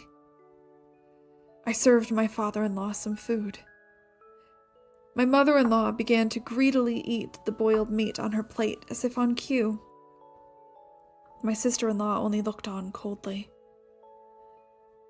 My husband had been attending his company's end-of-the-year party, and he wasn't with us on that night. Had he been there, the atmosphere might have become tolerable or even upbeat. He always brought that to every room he entered. I was wishing for this as I hopelessly assisted my father-in-law the best that I could. "Kate, why aren't you eating?" My sister-in-law turned to me. I was seated at the table, yes, but only for my father-in-law. There were no plates or utensils available for me. She must have been perplexed, but this had been my life for some time now. I smiled through my pain and told her, "Don't worry. I am the wife after all. A wife must be content to have the leftovers once the family's finished." My mother-in-law nods to my sorrowful words. My stomach aches. Right you are, she said, her words muffled by the food that she was actively eating. She was preoccupied with the meat and was thoroughly uninterested in conversing with us. I was curious how she could act like this and still have no shame. Disgusted by her attitude, I made a sarcastic remark. Though, you are a wife as well. Why are you eating now? The family's not yet finished. Before my mother-in-law could react, I was surprised to see my sister-in-law stand. Mama will need to eat a lot of meat while she still can. She won't be able to eat such expensive food if she's kicked out of the house. My eyes widened. My sister-in-law presented his document. A single packet of papers that would change everything. They were divorce papers. My father-in-law appeared to be in on all of this, as I watched the two of them make eye contact. At last, my mother-in-law's hands came to a halt. Father's divorcing you because he's finally run out of patience. He's been accepted into a very nice care facility and is planning on selling this house as soon as he's moved in. My mother-in-law nearly spat out her dinner. She hurriedly swallowed her mouthful and looked at her husband and daughter. If you dare do something like that, you'll have hell to pay in alimony. Her face was turning red as she yelled her threat. I'm afraid that's not going to be an issue. If you insist, though, we can take you to court over it. We have ample evidence of your disregard for the needs of the family and the neglect of your husband. My mother-in-law was enraged, but when the word court was mentioned, her attitude swiftly changed. I'm sure she's well aware what her disadvantage would be if things came to that. I'm sorry for everything. It was as though she was a different person. She whimpered and kneeled on the spot, begging for forgiveness. My sister and father-in-law, on the other hand, had nothing to say to her pitiful display. She kept apologizing, but there was nothing that she could do. All of us in that room knew that she was in the wrong. You'd better get started signing these papers. Once you're done, you can pack your things and leave the house. My sister-in-law was relentless. The years of abuse had welled up within her, and she would not back down on her demands. My mother-in-law would be packed and gone, leaving her alone in the freezing New Year's weather. It had seemed that my mother-in-law was also abusing my father-in-law on a daily basis. She would berate him, telling him that he was worthless, and that she wished that he would have just passed away instead of becoming such a burden. My father-in-law was very smart. He kept track of her daily outbursts and organized them with the help of my sister-in-law. The data that they had both accumulated was crucial in fighting their case in court. By the end, the claim was settled by offsetting it with a share of property, leaving my mother-in-law homeless. She currently lives in a rundown apartment and is working part-time to get by. She has become a different person in her struggle. She hasn't been able to afford many nice foods and has lost much of her weight. But she is even less healthy now than before. My father-in-law now spends his days living in a luxury nursing home, run by a friend of my sister-in-law. They see to it that he is not only healthy every day, but happy too. He's made friends with many of the other residents. I pay him visits at least once a week. His progress has been astonishing. Thanks to his rehabilitation, he's regained more movement in the right side of his body. He smiles more frequently, laughs more. It's wonderful. I have made a friend too. My sister-in-law and I have become close, and we communicate often. We both want, more than anything, to keep supporting my father-in-law as best as we can. We will treasure the peace that has finally come to us. I'm Ellen, 32 years old. I've been dating Jim for 6 years, and after 5 proposals, I finally got a yes. Now we're deep in wedding planning, but I'm so happy. I can't help but hum a tune. Wow, we're really getting married.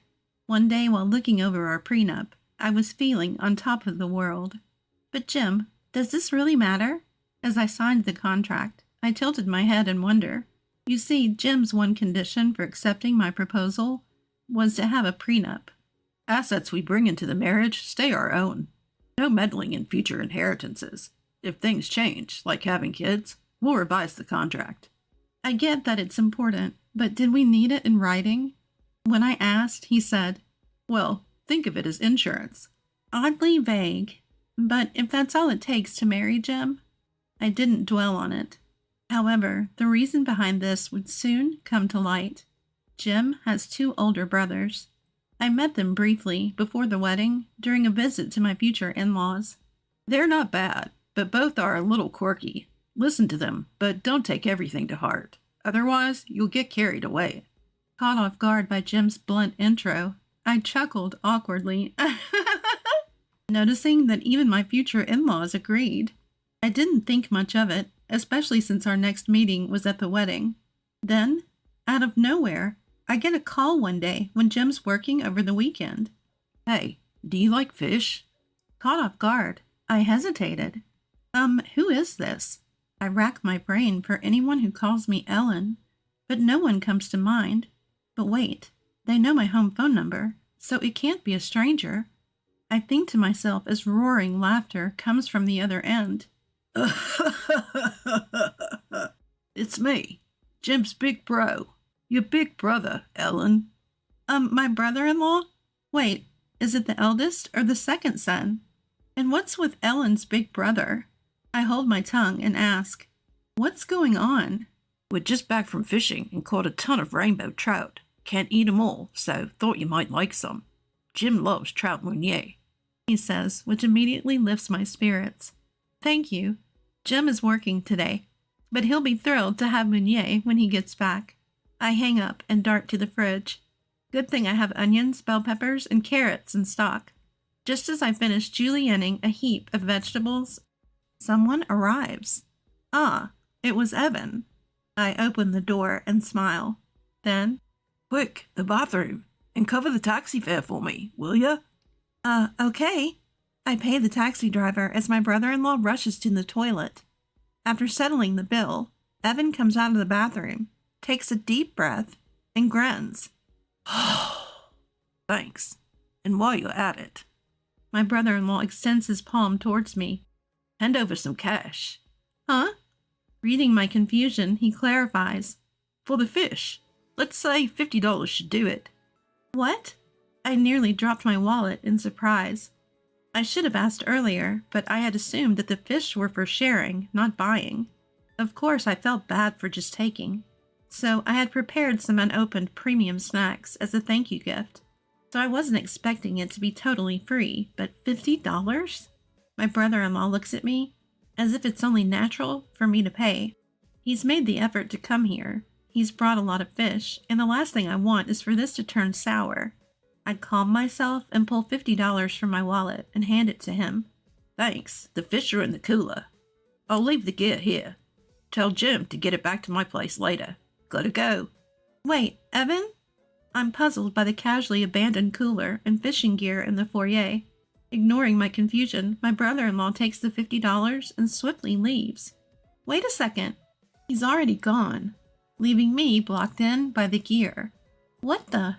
Why leave all this stuff here? Our place isn't big. It's in the way. Oh, and the taxi fare. I remember that he hasn't paid me back for fronting the cab fee. I hesitate to ask Jim to both take the gear back home and collect the taxi money. Then, when I open the large cooler my brother-in-law left behind, I can't believe my eyes. On a bed of overly piled ice lay only 3 small trout, each barely 2 inches long. You've got to be kidding me. I slumped down in my doorway, defeated. What am I going to do with the shredded veggies? I had other issues, but I was too stunned for other words. Months later, I found myself heading to a cafe. I have something important to discuss, but keep it a secret from my brother. The one who reached out in a desperate tone was Brant. My brother-in-law warned that it was an important matter that also could affect my husband's future. and insisted that I shouldn't even tell my parents-in-law or my husband. Though it felt a bit sketchy, the cafe he chose wasn't a shady place, and it was during daylight hours, so I decided to at least hear him out. Ellen, over here. As I walk into the cafe, I'm greeted loudly by name. The shout echoes in the cafe, drawing the eyes of other patrons in my direction. Embarrassed, I nod my apologies to the surrounding customers and hastily head toward my brother-in-law's table. Haha, you're so shy, so cute, Ellen. His loud voice again attracts attention, making me cringe. Could you keep it down? Cutting off my request for him to speak more quietly, he blurted, Let me introduce you. This is my new girlfriend. A beautiful woman stands up from a spot I couldn't see. Hi, nice to meet you. Suddenly, I'm slapped hard across the face by a woman who angrily shouts, Are you kidding me? I'm left stunned, my cheek tingling. Why did a woman I just met slap me? As I'm losing my words, the woman storms out, loudly declaring, This woman is your new girlfriend. I'm disgusted. Goodbye to you. What the... Evan, what is going on? I wince at the pain on my cheek as I start to demand an explanation. Why did this just happen? Anger surges up inside me. You said this was important regarding my husband's future. Outrageous, I protested, but my brother-in-law just laughed it off. My brother-in-law chuckles. Sorry, we were breaking up. You helped me clear the air. Thanks for playing the role of the girlfriend. Hey, don't get mad. Let's talk this through, Ellen. Don't call me Ellen. Although I'm furious, my brother-in-law is unfazed. Oh, come on. This kind of thing happens. Are you kidding me? This is the first time something like this has happened to me. How can I possibly stay calm? I couldn't help but yell. Then my brother-in-law says, Wow, Ellen, you're scarier than you look. Surprising. But hey, look around. You're freaking out the other customers. I snap back to reality. As I look around, I see a multitude of faces staring at me. Confusion, annoyance, curiosity. Unable to withstand the gazes, I crouch down. My brother-in-law strides past me. Well, see you. Say hi to Jim for me. Evan, wait! Before I could catch up, he's out of the cafe. Then a timid waiter approaches me. I'm sorry, your bill? What the heck is going on? I wouldn't have shouted just like that if no one were around to hear me. I was fed up with Evan and Brant for what they had put me through. I told my husband everything, and we agreed to ignore any messages from his brothers, unless absolutely necessary. Any necessary communication would go through my husband, and that's how we'd been handling it. But when it comes to my parents-in-law, it's a different story. They've always been wonderful to me, and besides, they're my beloved husband's parents. There's no way I could say no to joining their 60th birthday celebration. Wow, this place is bigger than I imagined. It's breathtaking, and the garden looks amazing. Is that a guest house? Yes, the main house is relatively new, but the guest house is a relocated traditional home. It's about 230 years old. Thatched roofs and verandas? Does that work well? Can I take pictures later? My mother-in-law, who loves old buildings, looked delighted, which made me smile too. Of course. My mother-in-law's cheeks flushed charmingly, and next to her my father-in-law leaned against a thick pillar, squinting in satisfaction. They both looked incredibly happy. They'd requested the party be held in this old house I'd recently inherited from my grandparents. Our first meeting was during a tour of old buildings. We sat side by side on the porch, had coffee, and hit it off when we realized we were the same age. It was some time ago when my father-in-law shared his bashful story of how he and my mother-in-law first met. Perhaps I should have invited you before we started moving the furniture. I felt a pang of regret. This house had been rented out as a restaurant until last week. After its closing, they had requested to tour the empty place, but maybe I should have shown it to them when it was still furnished. No worries, it's perfect this way. The peace and quiet lets us really soak in the atmosphere, my mother-in-law reassured me. True to their word, my parents-in-law arrived 2 hours earlier than the party was scheduled. taking their time exploring the house and enjoying coffee on the veranda. And then the peaceful atmosphere was broken by noisy footsteps. What? Only Jim is here to welcome us? No one else? And catering for dinner? Seriously? It's hard to believe. The only one who gently set Brant straight was my husband, Jim. Come on, this is Mom's request, and you act like it's a letdown. But this is a deluxe bento box from a popular restaurant. Jim says this with his usual smile, the one I love so much. You act like it's just any lunchbox. Why didn't you just book the place during business hours?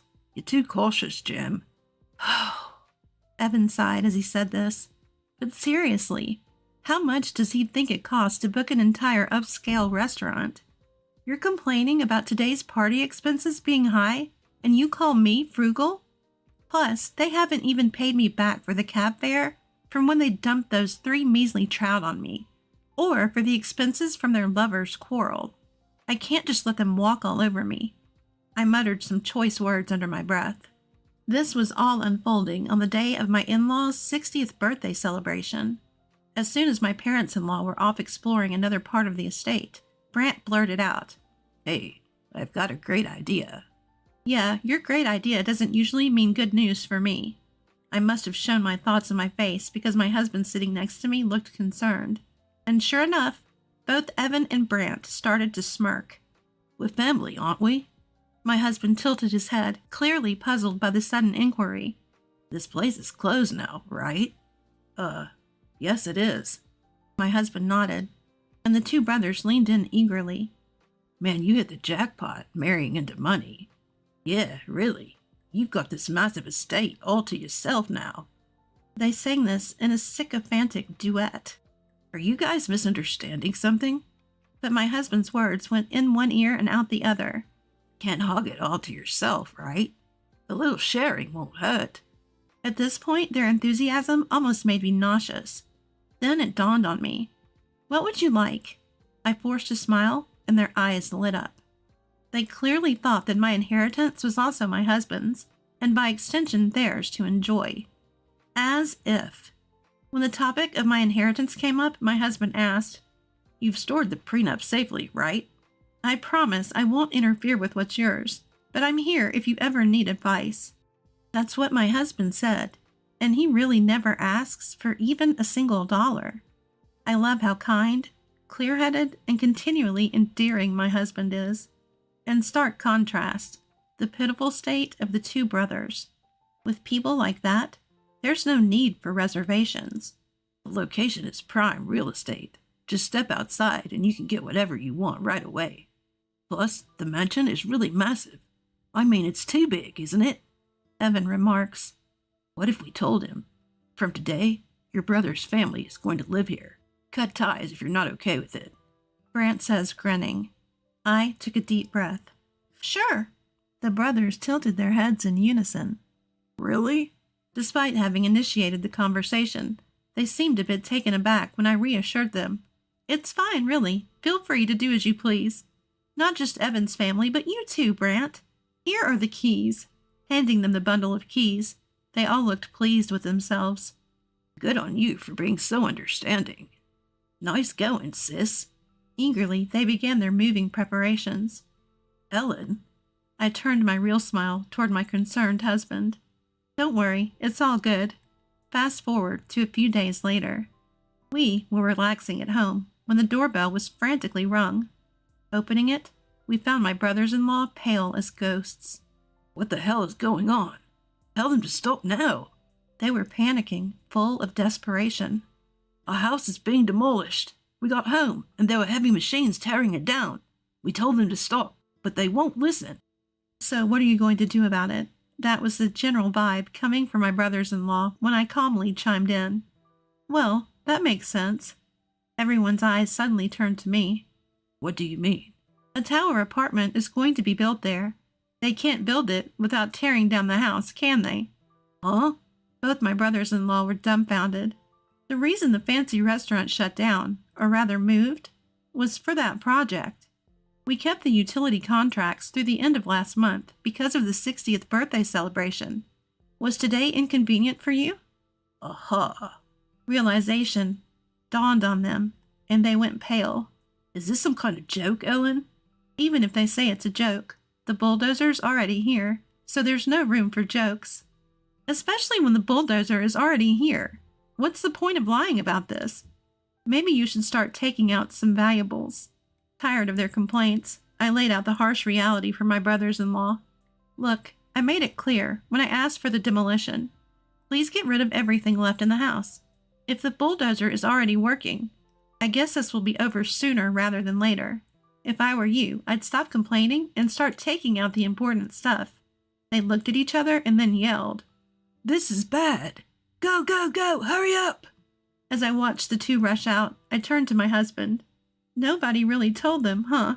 My husband sighed deeply with a wry smile. We've all been strung along enough. Maybe a hard lesson is what they need. I hope it wasn't too much trouble for the workers, though. Yes, I had informed not only my husband, but also my in-laws that I'd given the keys to my brothers-in-law and that they were planning to move.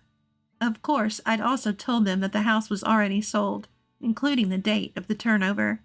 So the decision was in their hands, whether or not to tell their brothers-in-law about the truth.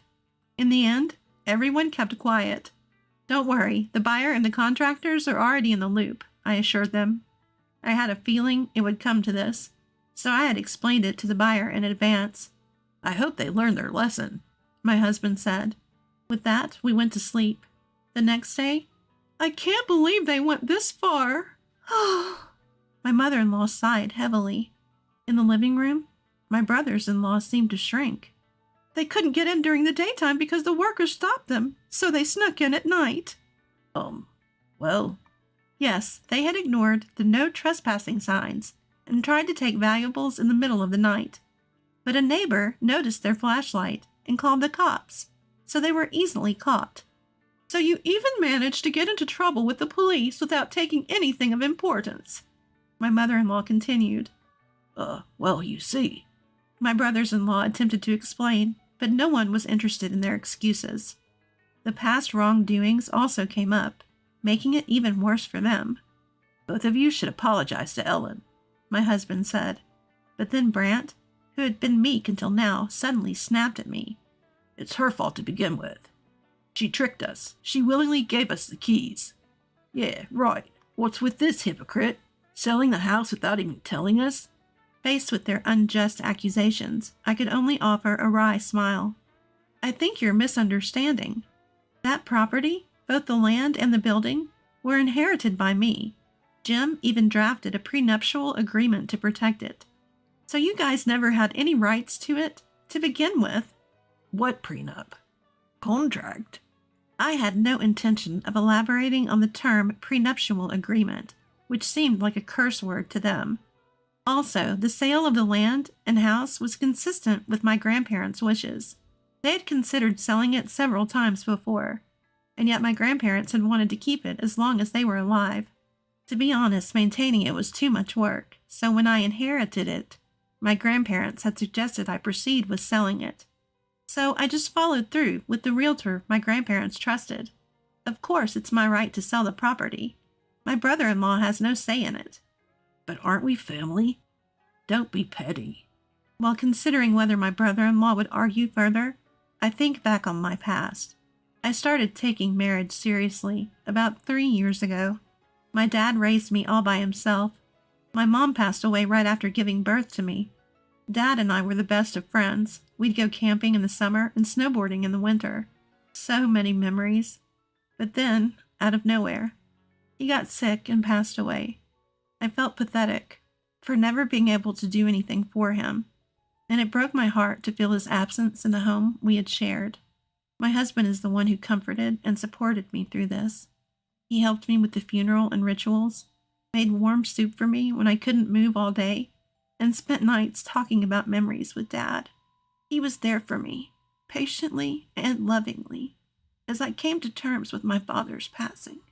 If we're getting married, if we're going to be together forever, it has to be you, Jim.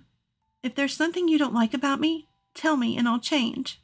I shouted that during my 5th proposal, and I convinced Jim, who hesitated because of his troublesome family, to marry me.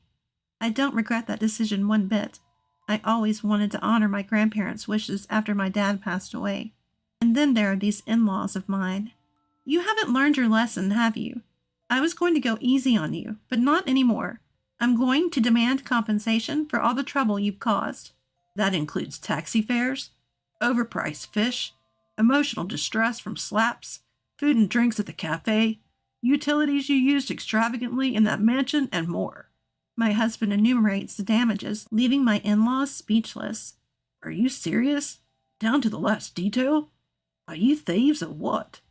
And then there was more to come for my tearful in-laws. We're cutting ties. Yikes.